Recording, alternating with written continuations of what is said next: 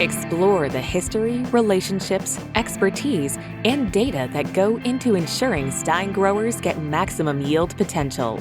This is the Stine Seedcast. Here's your host, David Thompson. Hello, and welcome to the Stine Seedcast. I'm your host, David Thompson, National Marketing and Sales Director for Stine Seed Company. We've got another great episode lined up with special guests, expert insights, and discussion on everything you need to know about maximizing yield potential. Our special guest today is Bill Eby.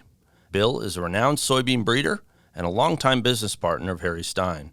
In many ways, Bill's story is really Stine's story. He started working with Harry back in the 1960s, and over the past 5 decades, he's overseen what would become the most successful soybean research program in existence. Today, Bill is still heavily involved with Stine, and his contribution to our success is really beyond measure.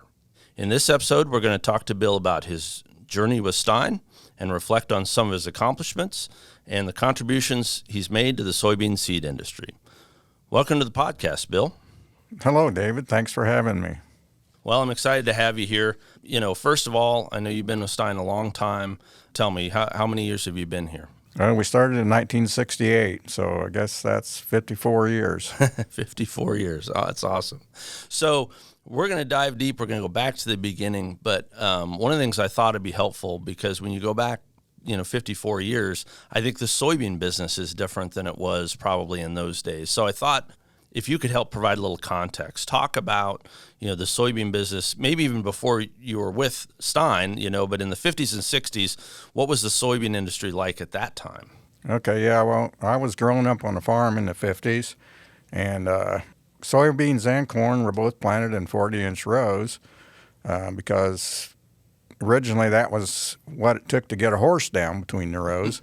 And so all the equipment was set up that way, and that's how it was done. Corn was kind of the driver. You had a corn picker that we went to, and it had you had to get the front wheels down between the rows, so 40 was what it was. And then we started figuring out that we could take 2 inches off and get them to 38s, and the corn picker would still work. And so that's what we did. And then we started thinking, well, we need to get narrower. So eventually mostly went to 30s, 30-inch rows, and then we started harvesting corn with combines. So soybeans kind of always had to follow corn. But in the 50s, there was about 20 million acres of soybeans in the U.S., and the yields were about 20 bushel per acre, and the price was about $2 a bushel. By the 60s, there were maybe 30 million acres, and the yield was up to 23 bushel per acre, and the price was $2.50. So you can see things have changed since then. Sure, yeah. And so, you came to Stine to work with Harry in 1968, but even before that, it seemed like, Harry had a little bit of project in the works. So tell us a little bit about, I guess, just prior to your time there, kind of how had Harry gotten involved and what had he been working on, prior to you arriving? Okay, well, originally his dad, Bill, had a few bins, and he grew certified soybeans and certified oat seed. And the universities were doing the variety development. And so I believe in 1965, the Iowa State released the variety AmSoy, and Harry was just back on the farm from college, and there was a pretty good demand for this seed, so he planted his allotment thin, and they sold for $13 a bushel, and and market price was $2.75 or so. So that was like, wow, that's a good way to make money. So from that, he started thinking about trying to get in the soybean business and breeding business, and he then eventually got started then from that. So in those days, what was going on really was the universities were involved in developing these varieties, and then they would release seed to farms like Harry and Harry's father, and they were basically like seed production group that produce seed that they would eventually then be sold to other farmers? Yes, that's correct. And it was then it was mostly through the certified seed agencies and okay. And then so at some point Harry just decided, hey, this is an interesting venture, and like you said, saw the opportunity to improve the process maybe by coming up with better genetics. Yeah, I think originally the Iowa certified seed guys were getting together, and I think Walt Fair was the soybean breeder at Iowa State, and he somehow convinced them that they should start their own breeding program. So they started a company called Improved Variety Research.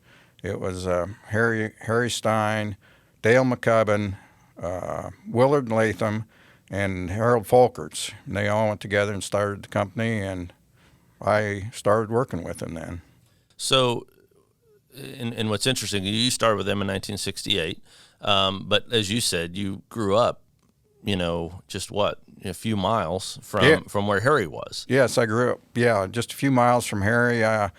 We went to the same church. He was a little older than me, but he was one of the bad big guys. But anyway, we grew up knowing each other, and we both, were farm kids. So, and so where were you in your process when you guys kind of decided to get together on this? Well, I had done a little bit of work as a technician in some alfalfa breeding in Maryland and in California, and also then I did some soybean work with the USDA in Beltsville, and so I had a little knowledge, and Harry was starting this company, and so we just got together, and the rest is history. So the first venture that you're involved with was this improved variety research, and as you said, there was kind of a group of seedsmen that got together, and was that really kind of one of the first ventures into private soybean breeding? Yes, it was one of the first. I think maybe Peterson seed was maybe first, and then there was SRF guys out in Illinois that had narrow leaf varieties, and then us. Okay. I guess I'm curious what you thought coming out of that discussion. I know that with Harry, there's never probably a direct, one-to-one conversation where it's like, oh, this is what we're going to do. It seems to just grow organically, but I'm curious, as this started to develop, was there points where, what were your thoughts as you were heading into this venture? Well, I was gonna farm. I had some land lined up, and my dad was going to help me get started, and Harry said, well, why don't we do this? And I decided, well, this can't be too bad, at least for a while, see what happens. And so we started and actually never quit. And a while turns into 54 years. So tell us a little bit about those earliest days. Again, you had some experience working at Maryland, working with these other programs, and I assume that applied. But as you start out with IVR and some of that program, how did you go about starting that whole process? Well, we had Walt Fair kind of giving us some guidelines, but we just planted plots. To start out with, we were in Harry's basement. They grew some seed in Hawaii, and when it came back, me and several high school kids packaged this seed, and then we went out and planted it on the 4 farms of the originators of IVR. And that's how it started. That's how it started. When I first started with Harry, it was Harry, his dad, and a hired man named Albert, and then and me, and that was the total workforce besides part-time high school kids. So the organizational chart wasn't very big. No, it wasn't. and so we're in Harry's house. I was in the basement, and he had an office upstairs, and we'd go back and forth. Yeah. So I would imagine in those days there were some of the things that you guys used as the philosophy and the design of the program that probably are still threads that run through today. What was really the primary initiatives when you guys started out with IVR? Well, the main thing was, run yield trials and weigh the bags. And then you got to keep the heavy ones, though, too. Yeah. So IVR started in 68, and then sometime around, 73? 73, I think, they decided to disband. The other guys went together and started AgriPro, and Harry and I went together and started Midwest Oilseeds. Yeah, so you guys decided, hey, we got a good thing going. We'll just Yeah. start this other program. So 73 Midwest Oilseeds starts. You kind of start over with that. And so let's see, from a Stine brand perspective, I do know we started selling Stine brand seed in 79, really. So that was, 73 to 79 was really just building up the seed, doing all the trial work. Was there anything different about what you're doing then with Midwest versus what you were doing with IVR in the first iteration? Well, the main thing was it was just Harry and I, and we kind of saw eye to eye, and we didn't have to explain to the other guys what we were going to do and how we were doing it. We just did it. Okay. So the program began probably to just roll and grow and just more varieties and so on and so forth. Yeah, well, we started out that first year we had, I think, 5,000 different new varieties that we tried, and so that was the beginning, and it's slowly grown ever since. So 5,000 varieties then. So estimating to this year, what would that number be? Well, I think it's over 1 million. Well, it's 1 million plots. I'm not sure how many varieties. Okay. But yeah, it's exponential. Yes.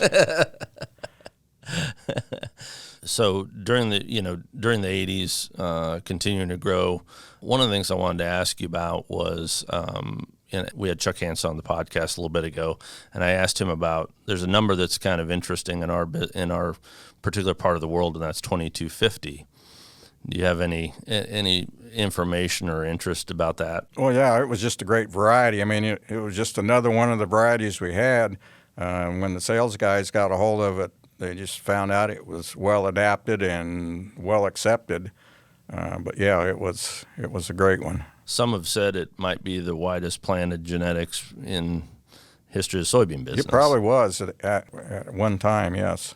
And those probably just come along. You don't get a quantum leap like that very often, I suppose. No. It mostly you get just gradual increases. Over the decades, again, I think there's no question what you've built is one of the best breeding programs in existence, period, but certainly probably the premier breeding program for soybeans in existence. And how do you think you were able to accomplish that with Harry? Well, it was primarily, hard work. We put in a lot of hours, worked hard, did a precise job of running trials, and we didn't think we were as smart as some of our competitors. They'd go out and plant all these rows and go out and look at them and then pick the ones that they thought they should advance. Well, we didn't really care what they looked like. We just ran yield trials on them and kept the good ones. And I think that's been very successul. Yeah. Yeah, absolutely. It seems deceptively simple, but yes, it is. It really is. Along those lines, I think one of the things that I see in our industry is, of course, we know that the work you're describing there takes a lot of work, right, to run 1 million plots and to have the people and the manpower to do that. And I think it certainly appears to me that there are cases where people are looking to technology to try to find the shortcut, right? They're trying to say, okay, how can we not have to do all of those trials? How can we not have to expend all the manpower? I mean, does that seem like something you're seeing? Yes, absolutely. That's what some of the other guys are doing. We use, some technology. We use markers to find genes for disease resistance and whatever, but it's still, yield is the most important thing, and the only way you can get yield is put out a lot of plots and accurately run them and weigh them, and then you got to select the best ones based on the data. Well, and sometimes I think I've heard even Harry say sometimes, we're looking for the thing that hasn't happened yet.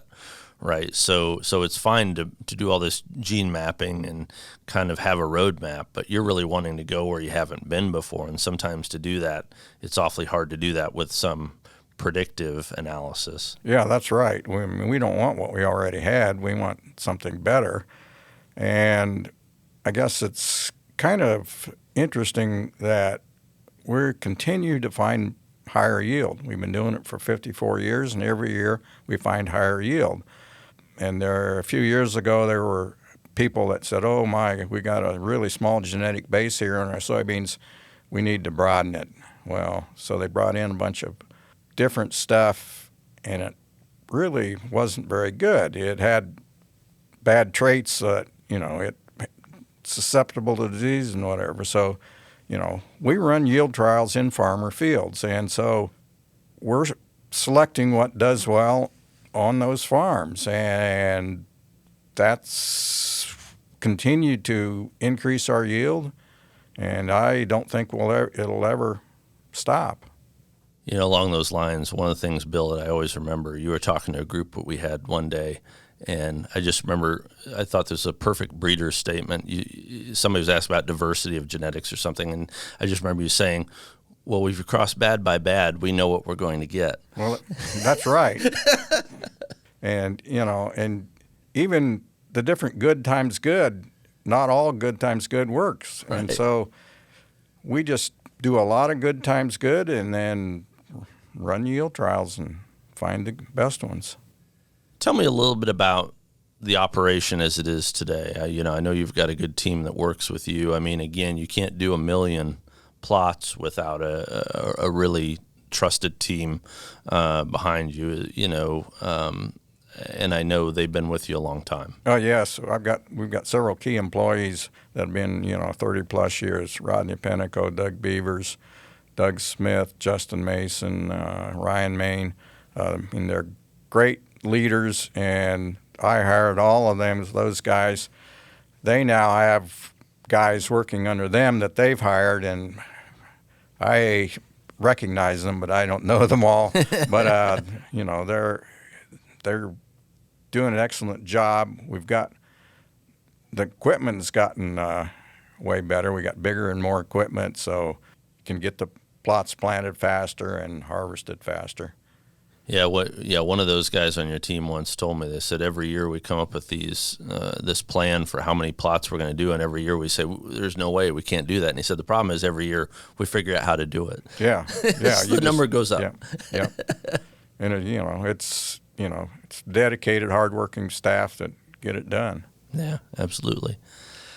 Something I wanted to touch on a little bit, if you go back to the 1990s, one of the things that I think is interesting about you is 1994, right? Stine got the first utility patent on a soybean variety. Yes, that's correct. Originally you could not patent seed products. You could patent, vegetatively, things like roses or something, but you couldn't do seed. Then they decided you could do seed. And a few companies got patents on corn inbreds.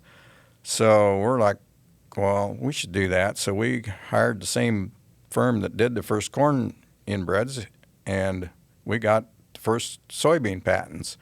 So I think they were 1570 and 2550, I think, were the two varieties that we got patented in. Yeah, that was in 1994. And that was part of Harry's idea of protecting our intellectual property, our germplasm. I mean, before, originally in, I think, 1970, they passed the PVP Act. Well, that didn't really work because people could still use your stuff. So anyway, he originally had a contract that the farmer had to sign that said they wouldn't replant or breed with our soybeans. And so the utility patents actually then made that even a stronger stance. And I think now we have over 1,000 patents. Every variety that we put on the market, we patent.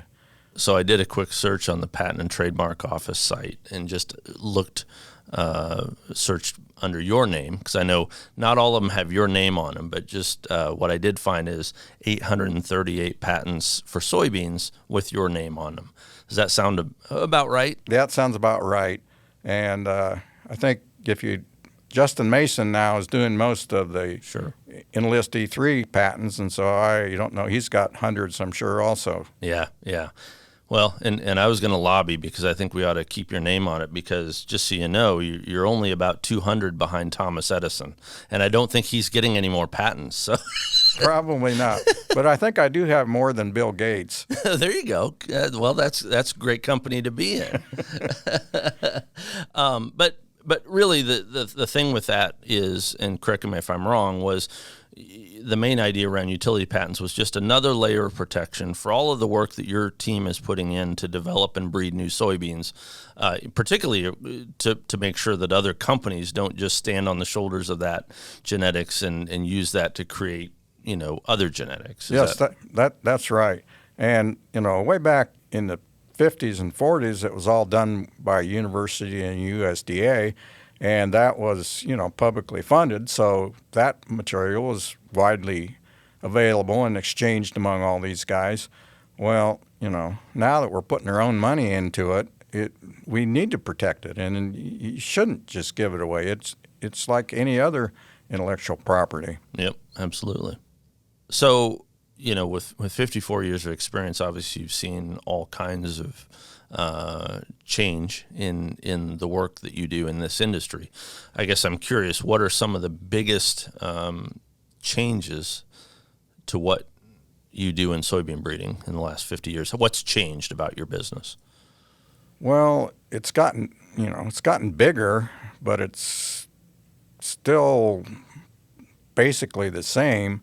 And I guess the biggest things, though, were the herbicide traits that came along.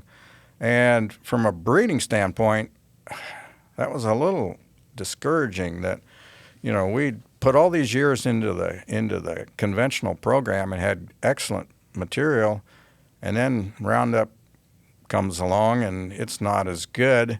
So we got to build it back up again, build our germplasm-based yield back up after using the Roundup stuff.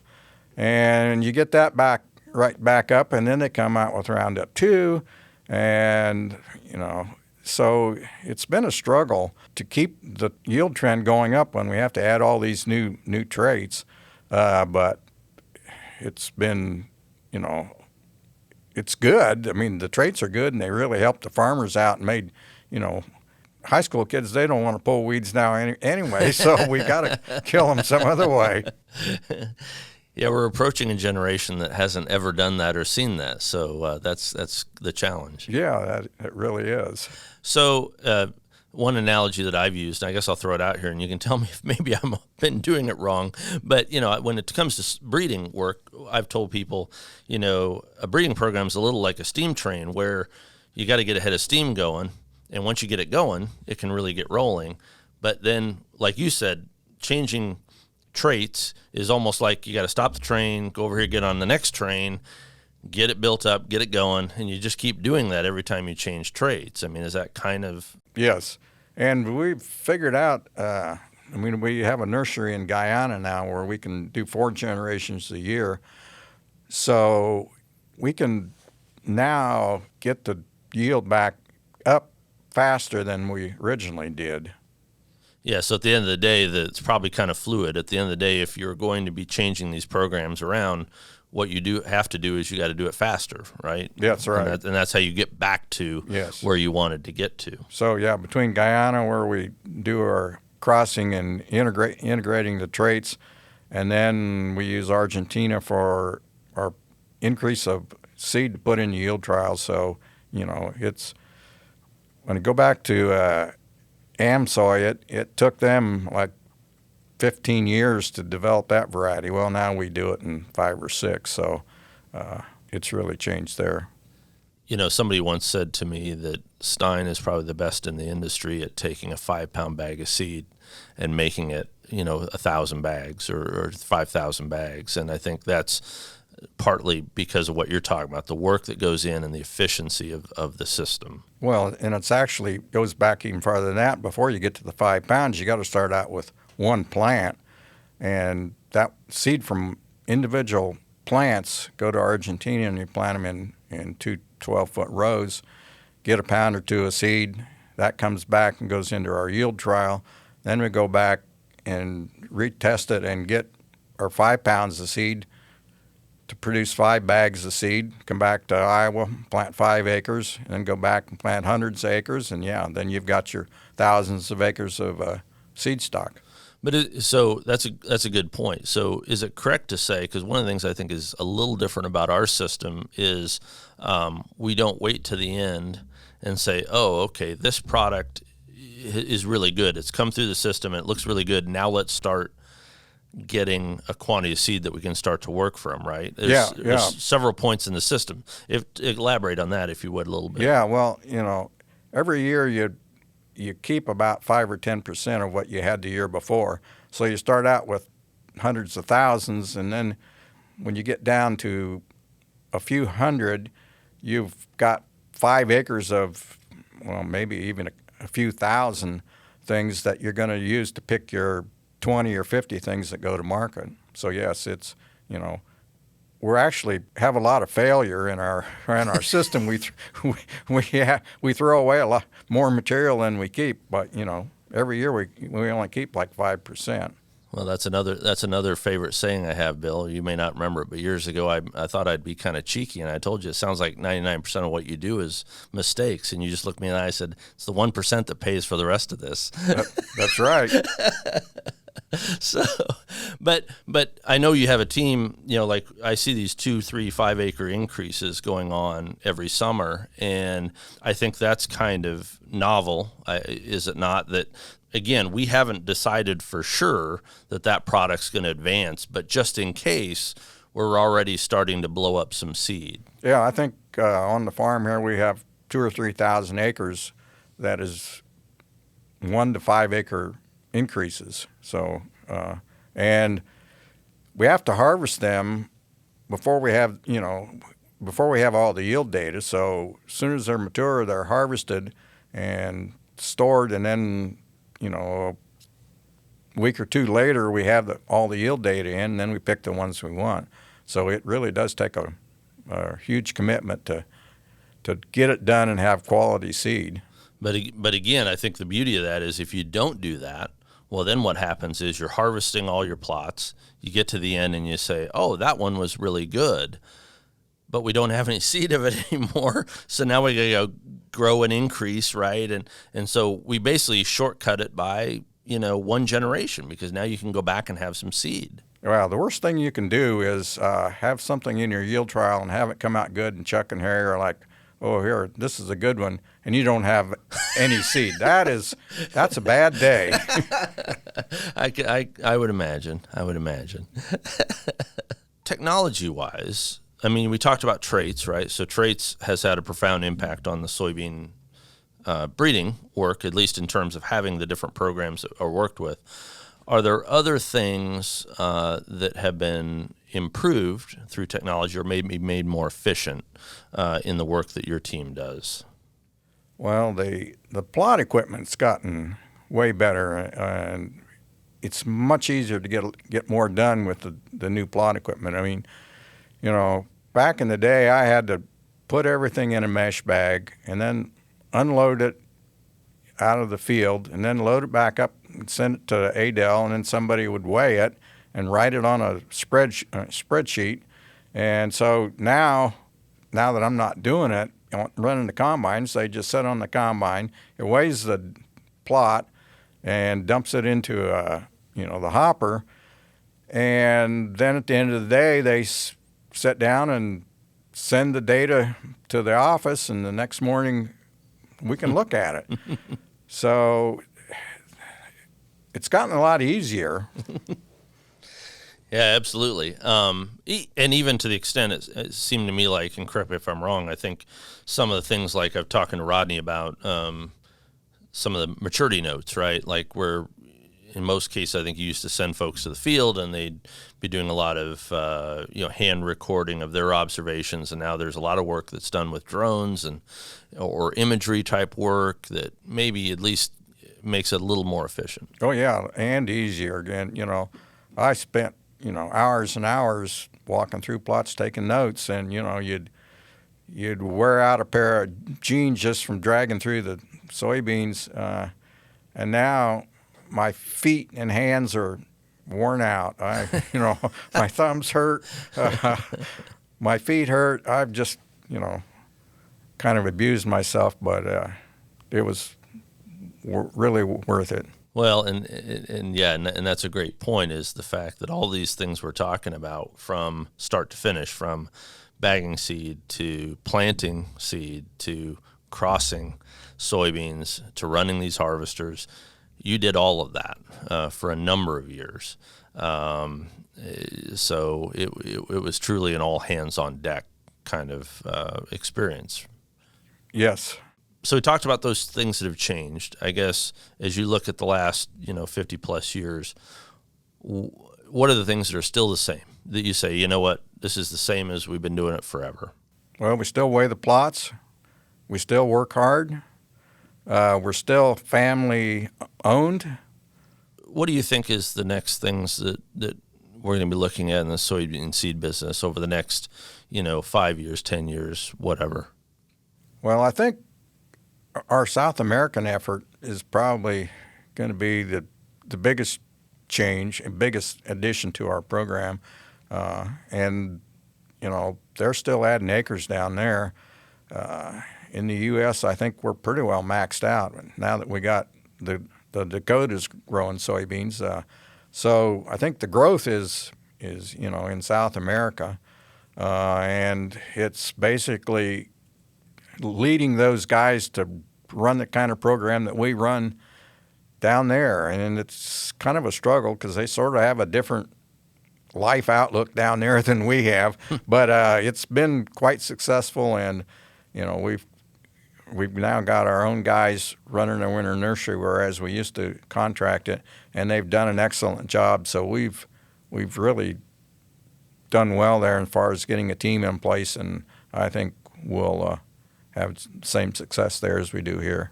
Does having that operation there bring return back? Are there things that help augment what we're doing here in the States? Well, I mean, the same people and equipment that are running our winter nursery are also then running the breeding program down there. So that's very helpful. From a breeding standpoint, one of the things that I think we talk a lot about is the idea of widely adapted material. So when we talk about our elite trials and the work that we do, because I know when we're out and about and talking to growers, one of the things they talk about is, well, I only care what it does right here, across the road from my place. What are your thoughts on the idea of how you run a program and looking at not looking at location, but looking at, widely adapted? Yeah, that's how we look at our data. I mean, we average the 20 or 30 or 40 locations that we have in a given year and look at the average. I mean, years ago we used to do an east and a west average, and that really doesn't work. So we just primarily look at the grand average, and so by doing that just naturally selects for widely adapted. And we spread the plots all over the country and are growing in the major soybean growing regions on farms, and so it's just a natural selection for what we need. Yeah, so the goal is to do those plots where the soybeans would normally be grown and to see how they perform. And again, not cherry picking locations, but saying really what we want is the thing that has proven itself well across, nearly all the areas that we tested, because anybody can win one, right? Yeah, that's right. And, there's the problem with only a few locations is you got error. I mean, things just do better than they should or worse than they should because of the spot they're on or what happened to them. But if you average, 30 locations with 2 or 3 replications at each location, that takes out all that error, and, the good ones are going to be at the top.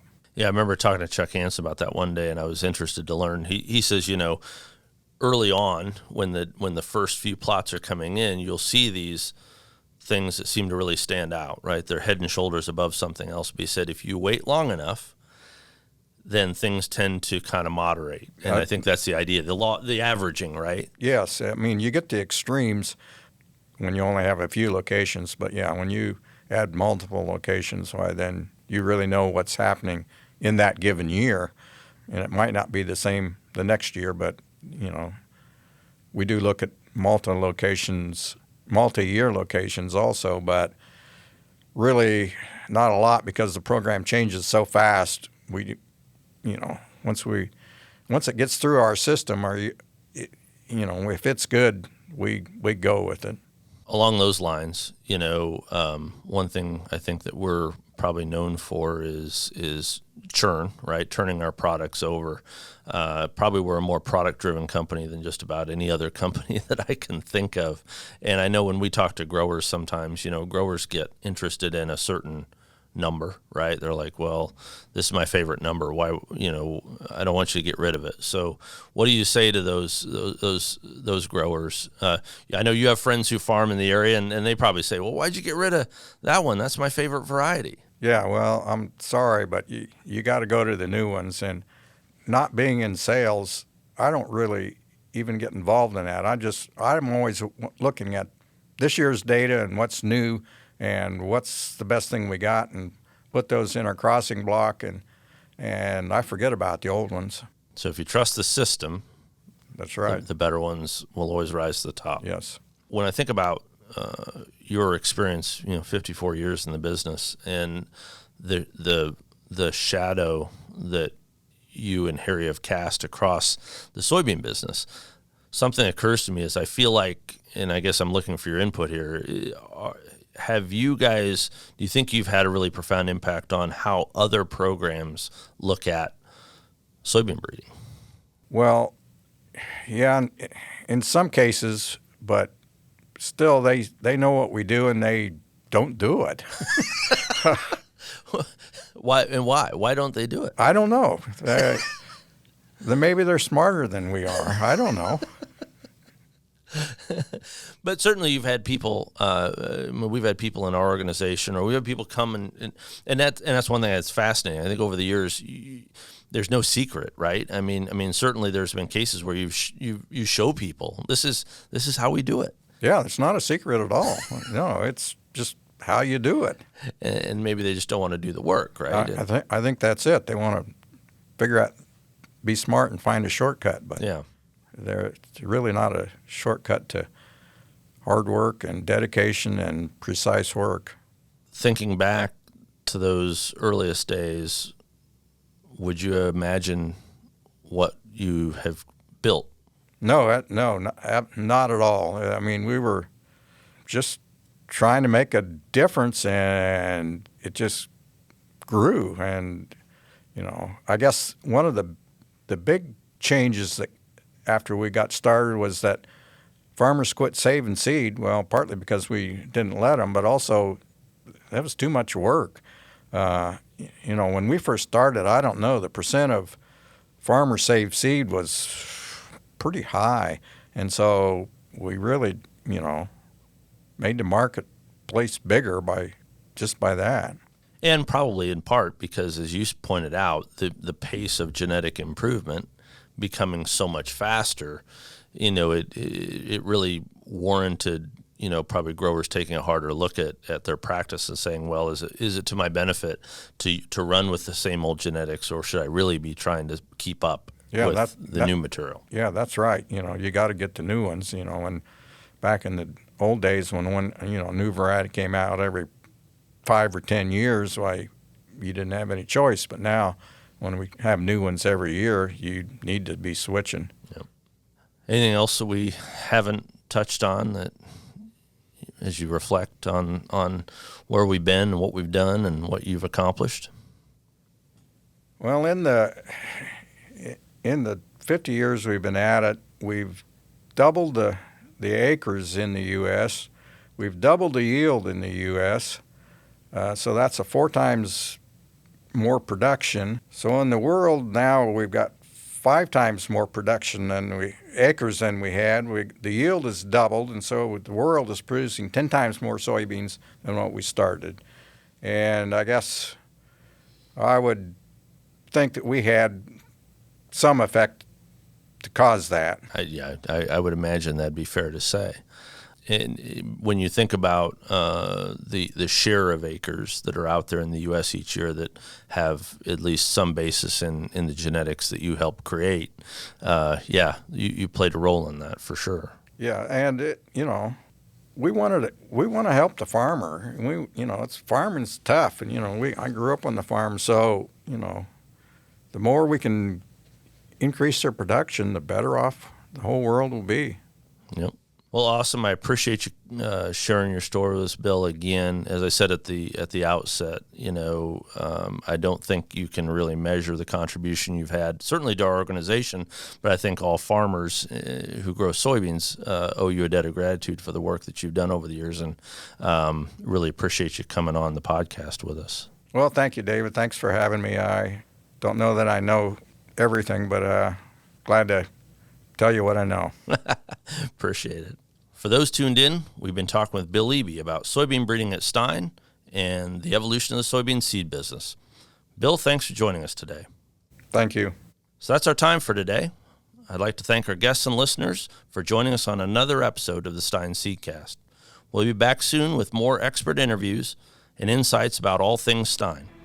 To never miss an episode, be sure and subscribe to the Stine Seedcast wherever podcasts are found. Subscribe to the Stine Seedcast wherever podcasts are found. To learn more about Stine and its elite corn and soybean genetics, visit stineseed.com.